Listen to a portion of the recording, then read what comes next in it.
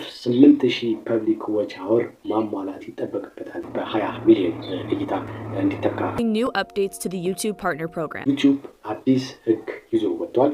ይህ ህግ በርካታ ዩቲዩበሮችና የይዘት ፈጣሪዎችን እያነጋገረ ይገኛል። በትናንትናው ዕለት የወጣው ይህ አዲሱ ህግ ምን ጉዳዮችን ይዟል? በእርግጥ ብዙዎችን እያነጋገረ ይገኛል። ይህ የዩቲዩብ አዲሱ ህግ በተለየ መልኩ ለአዳዲስ ኮንቴንት ፈጣሪዎች ወይም ለአዳዲስ ይዘት ፈጣሪዎች እጅግ ከባድ የሚባል ህግ ነው። ይህ አዲሱ የዩቲዩብ ፖሊሲ ወይም ህግ ምንድነው? ዩቲዩብ ፓርትነር ፕሮግራም ከዚህ በፊት እንደሚታወቀው በዩቲዩብ ተከፋይ ለመሆን 1000 ሰብስክራይበር ወይም ደግሞ 4000 ፐብሊክ ዎች አወር ወይም ደግሞ 4000 የእይታ ሰዓት እንዲኖር ይጠበቅ ነበር። በአሁኑ በአዲሱ ህግ ይህ ህግ በነገራችን ላይ ከሚቀጥለው የፈረንጆቹ ዓመት ፌብሩዋሪ 1 ጀምሮ ተግባራዊ የሚደረግ ነው። እዚህ ህግ ላይ የተካተተው ምንድነው?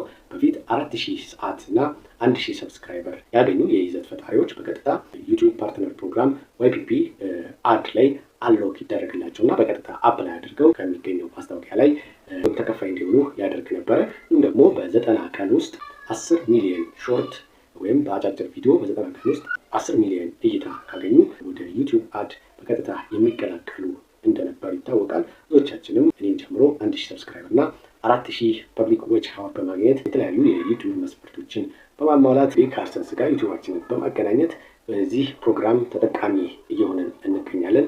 ነገር ግን ለአዳዲስ ይዘት ፈጣሪዎች ዩቲዩብ ይዞት የመጣው አዲሱ ፖሊሲ ከዚህ በፊት ከነበረው በእጅጉ የተለየና ዩቲዩብን ተቀላቅለው የራሳቸውን ፈጠራ ለማሳየት ለሚፈልጉ ሰዎች እጅግ አዳጋች ሊመስል ይችላል። በእርግጥ 8000 ዎች አወር ጥሩ ኮንቴንት ከተሰራ ወይም ደግሞ አሪፍ ኮንቴንት ሰዎችን ኢንጌጅ ማድረግ የሚችል ሰዎችን የሚስብ ኒች ተመርጦ ከተሰራ 8000 አወር በጣም ብዙ የሚባል አይደለም።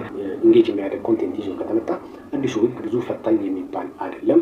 ዋናው ሀሳብ ነው ይዛችሁት የምትመጡት። ከኦዲየንስ ጋር የሚያገናኝ ፈጠራ የታከለበት ከሆነ በአንድ ሳምንትም 2 ሳምንትም ይህ ፐብሊክ ዎች አወር በአንድ ቪዲዮ ራሱ ሊገኝ ይችላል። በእርግጥ ከሰብስክራይበር በበለጠ ዎች አወር በዩቲዩብ ላይ እጅጉን ፈታኝ እንደሆነ ብዙዎቻችሁ የምታውቁት ጉዳይ ነው። ነገር ግን የተለየ ሀሳብ ወቅታዊ የሆኑ ነገሮች የሚሰሩ ከሆነ ከባድ ሊሆን አይችልም። አዲሱ ህግ የዩቲዩብ ፓርትነር ፕሮግራም ህግ ግን ምንድን ነው የሚለው አንድ ኮንቴንት ክሬተር እንደ በፊቱ 1000 ሰብስክራይበር ወይም ተከታይ ካገኘ በኋላ 4000 ፐብሊክ ዎች አወር ብቻ አይደለም የሚጠበቅበት፣ በእጥፍ 8000 ፐብሊክ ዎች አወር ማሟላት ይጠበቅበታል ሲል አዲስ ህግ አውጥቷል። ዩቲዩብ አጫጭር ቪዲዮዎችን በተመለከተ በፊት 10 ሚሊዮን ቪው በ90 ቀናት ማግኘት እና 500 ሰብስክራይበር ወይም ደግሞ 1000 ሰብስክራይበር የሚለውን ህግ በእጥፍ በመጨመር 10 ሚሊዮንን በ20 ሚሊዮን እይታ እንዲተካ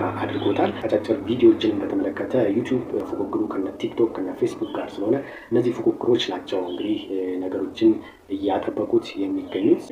ዩቲዩብ ፓርትነር ፕሮግራምን ለመቀላቀል እነዚህ መስፈርቶች በፈረንጆቹ 2027 ፌብሩዋሪ 1 ጀምሮ ተግባራዊ ይደረጋሉ። ከዛ በፊት ግን ይህንን በፊቱን 4000 እይታና እንዲሁም ደግሞ 1000 ሰብስክራይበር የሚለውን እስከ ፈረንጆቹ 2027 ማለትም በእኛ ጥር ወይም የካቲት መጀመሪያ አካባቢ ያለውን እስከዛ ድረስ ግን ይህንን የሚያሟሉ የይዘት ፈጣሪዎች በቀላሉ የዩቲዩብ ፓርትነር ፕሮግራም ወይም ከማስታወቂያ ከሚገኝ ገቢ እንዲሁም ደግሞ ከተለያዩ ጊፍቶች ከሜምበርሺፕ ከሱፐር ቻት እንዲሁም በላይፍ ከሚገኙ የተለያዩ ጊፍቶች ተጠቃሚ መሆን ይችላል። ከዚህ በፊት ያሉት ህጎች እንደተጠበቁ ናቸው። በተለይ ከኮሚኒቲ ጋይድላይን ስትራይክ ጋር የተገናኙ ፖሊሲዎች እንደዛ ያልተቀየሩ ሲሆን ከክፍያ ጋር የተገናኙ ነገሮች የተጨመሩ አዳዲስ ሽልማቶች ወይም ጊፍቶች እንዳሉ ነው ዩቲዩብ እንግዲህ በይፋዊ ገጹ ላይ ያስታወቀው። በተለይም አዳዲስ ሀሳብ ይዘው ዩቲዩብን መቀላቀል የሚፈልጉ ይዘት ፈጣሪዎችን በእጅጉ አያበረታታም የሚለው ነው። በዚህ ወገን ደግሞ ጥሩ ሀሳብ ይዞ የመጣ ሰው ጥሩ ኒች መርጦ የመጣ ሰው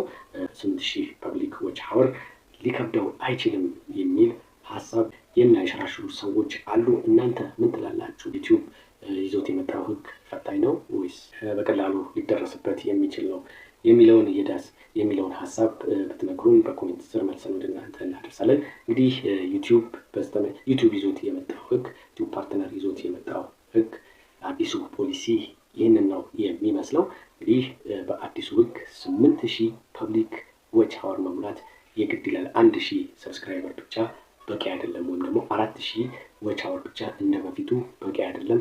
እነዚህን ማሟላትና የዩቲዩብ የዩቲዩብ ፓርትነር ፕሮግራምን በቀላሉ መቀላቀል ይቻላል የሚል ጠበቅ ያለ ህግ ይዞ መጥተዋል። እናንተ ምን ትላላችሁ? ሀሳባችሁ በኮሜንት መስጫው ስር ላይ አስፍሩልን። የዛሬውን በዚያ በቃው። መልካም ጊዜ